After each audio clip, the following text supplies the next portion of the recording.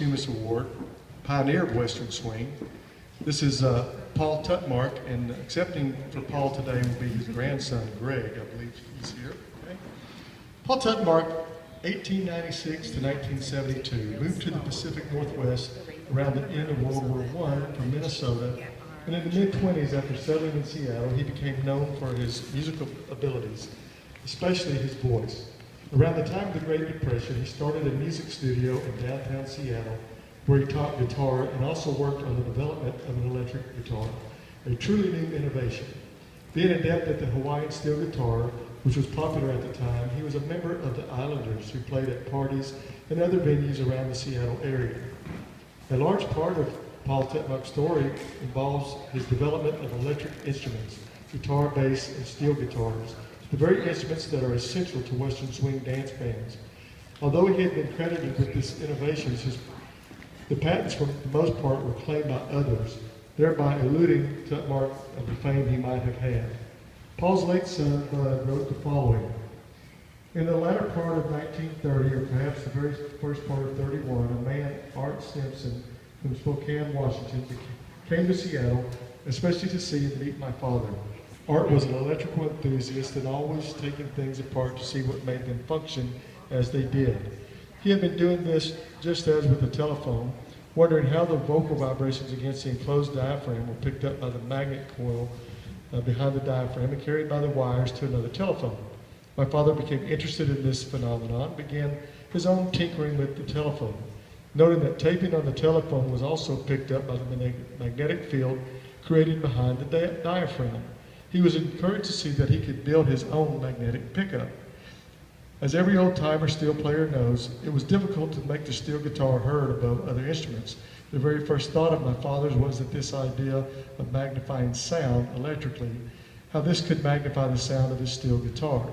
He made contact with another friend, Bob Wiesner, a young man with a brilliant mind and a radio repairman of great repute in Seattle, as about the only one able to repair the old Atwater Kent radios. It was Bob Wiesner who helped my dad rewire a radio to get some amplification of his magnetic pickup. Once this was ready, my dad discovered the pickup would pick up the sound from a plucked string and carry it through the adapted radio.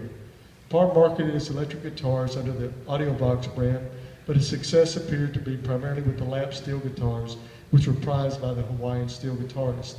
In 1944, he married one of his guitar students, a young woman by the name of Bonnie Buckingham, who later went by the name Bonnie Guitar, and who was inducted into the Northwest Western Swing Music Society Hall of Fame in 2013. They played local venues, including with the band called K6 Wranglers, which was a house band of the radio station KVI. With Bonnie and the K6 Wranglers, Paul played many of the popular venues around the Puget Sound area. Evergreen Ballroom, Cotton Grove, Silver Dollar Dance Hall, Kenny's Barn, and many others.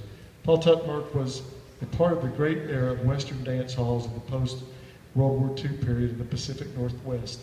Paul Tutmarc's legacy involves his teaching and inventing as well as his playing and performing.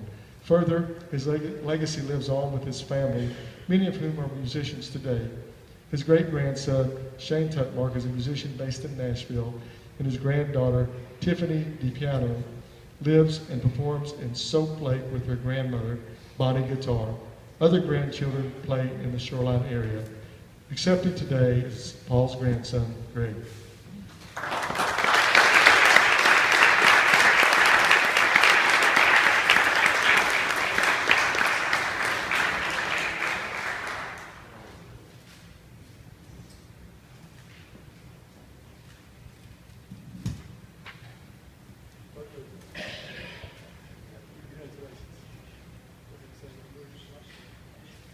I am so honored to be here to accept this on behalf of my grandpa. He was an amazing musician. He was born in a family with 5 brothers that were all pig farmers. And he decided not to be a pig farmer, and I am so glad and thankful for that. His musical DNA was very strong. The 3 subsequent generations of Tutmarcs have all been musicians. So it was something that was really instilled to us at an early time. The music was something that was really cool, and to do music if you could. I'm also grateful that now that he's inducted into the Hall of Fame here, along with his wife Bonnie Guitar, it's probably one of the first husband and wife inductees together in the Hall of Fame here. So, on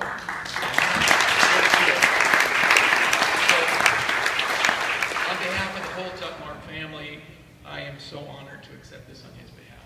Thank you very much.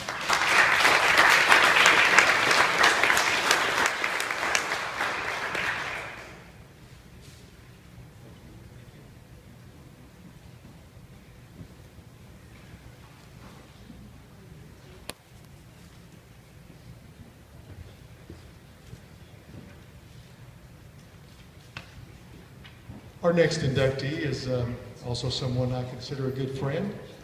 That's Charles or Chuck Webb.